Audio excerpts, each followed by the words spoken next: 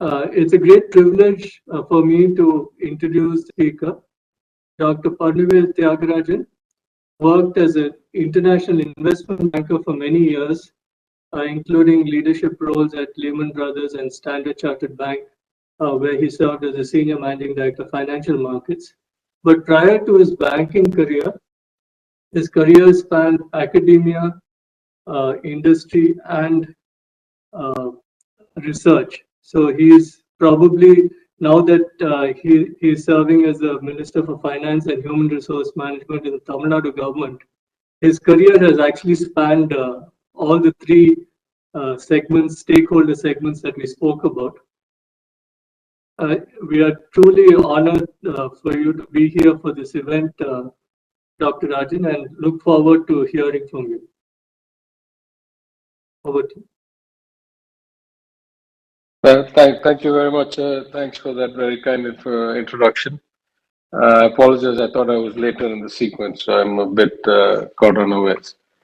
But let me give maybe a very simplistic perspective as I see it in my seat as my obligation to do the right thing. While I appreciate and understand, and it's enlightening for me, the presentation that was just done, I'd say there's some other variables here that we must think about. You know, if you look at countries in the last, I don't know, 20 years, well, let's start with the starting point. Around 1990, India and China had roughly the same kind of per capita GDP. India was slightly bit higher than China. And if you look at many of the countries, the last 20, 30 years, we've not all grown kind of proportionally. Some have leapfrogged at different points for different reasons. So as I was just listening, I was thinking to myself, if you look at the many different parts, some countries have been because they discovered oil, and oil went through a big boom. The Norways, or to some extent, even the UK's in the North Fields. Some were because of minerals. There was a commodity boom cycle, and they accelerated the growth. Some were like Singapore, just foresight on being an entrepreneur and using the residual flows of where they happen to sit, and then building from that. Some were through manufacturing, like China. Some, like Ireland, had the luxury of arbitrage on intellectual property, capital, taxation, so forth, and membership in the EU. And yet others, like Korea, have been really intense about innovation and execution and discipline and scale and so forth. But I would say, if you look at the picture today, the world is an infinitely more competitive place than it was in 1990. And in some ways, as a country, we have missed a lot of boats. We should have been focused on a lot of other things. But anyway, we can't change the past. At a country level, I think there's a lot to be done. But at some other perspective, in a country of 1 billion, almost 1.5 billion people, the odds that you can make kind of universal policy and make it function effectively are close to zero. We see that every day. We talk about federalism, devolution of powers, etc.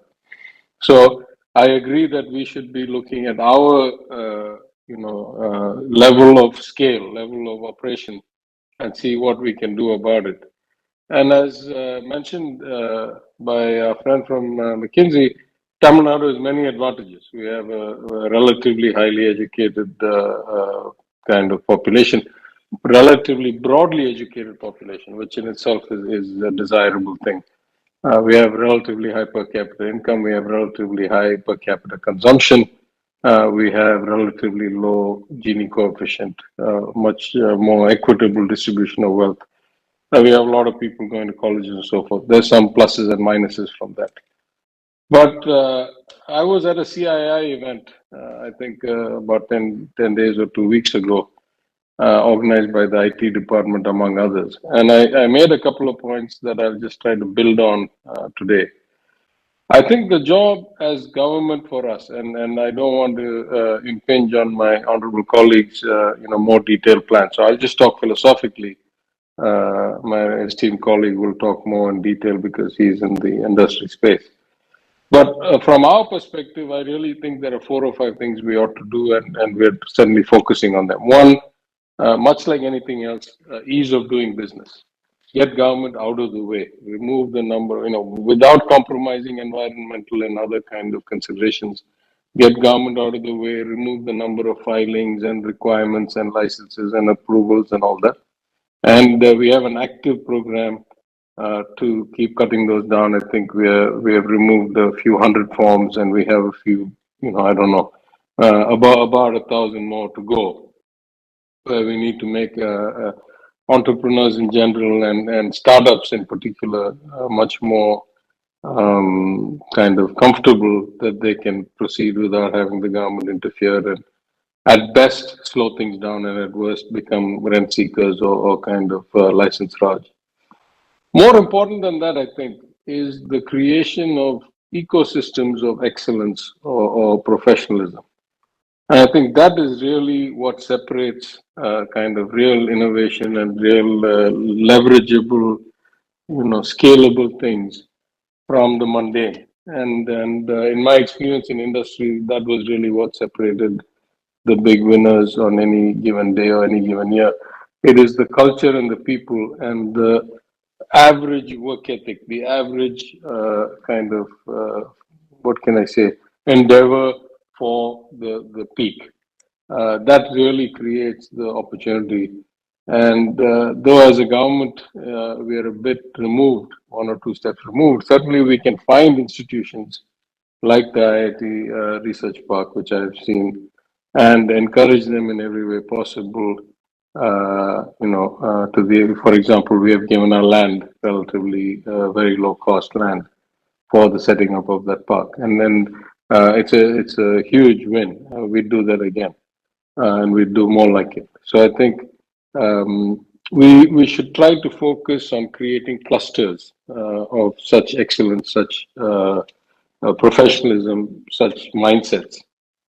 The next, of course, is access to capital. I think by good fortune and by what we have learned after the global financial crisis and accelerated after the pandemic, the world is awash in liquidity. Monetary policy is effectively permanently relaxed, and the amount of liquidity in the world sloshing around, at least relative to my time on Wall Street back in the early 2000s, is unprecedented. And so, there's a lot of money looking for good homes. And we are lucky we have relatively good, every stage from seed stage to mezzanine stage investors already active in Tamil Nadu. And if not, we have a diaspora that can connect us very quickly to such investors. Now, at some level, national policy needs to facilitate that, but I think in that sense, the government of India also has been quite progressive. And so, certainly, access to startup capital is much, much better today, in my understanding. I can be corrected than it used to be, let's say, even a decade ago, and certainly much more so after the glut of liquidity in the world. The last couple of things which I really hadn't thought about, but I'm now focusing increasingly on, is first the government as the lead customer. There are so many startups that I saw at the CII Connect that had immediate application to the problems that we are grappling with, at least to my knowledge in the government, from land management, where there's amazing drone and 3D mapping technology and assessment technologies for revenue and land management. The kinds of technologies that we need to improve the efficiency of our mining and minerals sector, where I believe that we lose almost 50 to 80% of the revenues that we should get, including mundane things like, urban ministries, urban development ministries kind of problems with, elimination of manual scavenging and stuff. There was such great technology available from robots and other things. So, in fact, what I asked the the IT secretary to do when I left that conference was to set up a sell to government website and a sell to government day. So at least as far as Tamil Nadu is concerned, we want people to register that these are the innovations and products that we have, and then we want those to be processed by the different department secretaries and so forth.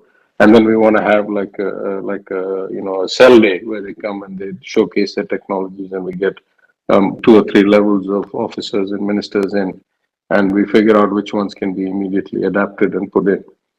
But I'll go one step further than that. I think as I listened to the presentation, one of the ideas that struck me is that it's one thing to find solutions or to find startups that you can be the lead investor and then help them scale and do a win-win in terms of getting early adoption plus leveraging plus credibility plus liquidity to them.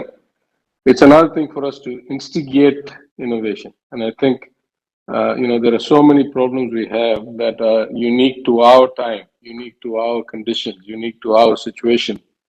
And we should really be trying to encourage people by giving more clear problem statements and giving more clear kind of instances where the government has intent but doesn't quite have the tools or the technology to get it done, and see what we can encourage to instigate to develop. So I think in all these ways, at a administrative level, at a philosophical level, at efficiency of the government level, as a support mechanism, these are all things that we can do. It is on our very much on our minds. We are working towards many of these things. And we're always happy to partner with associations like yours, who are basically entrepreneurial support and coordination entities, and willing to work together and learn from and productively create better outcomes for the people.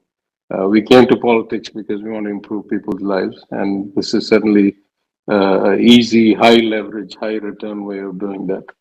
And so we look forward to working closely with you on these initiatives. Thank you. Thank you, Minister. And I think you have touched on a couple of important points. The ecosystem is actually extremely important, especially when you look at R&D, because you have multiple facets of society who need to work together to make it actually to build momentum in an ecosystem to take it forward.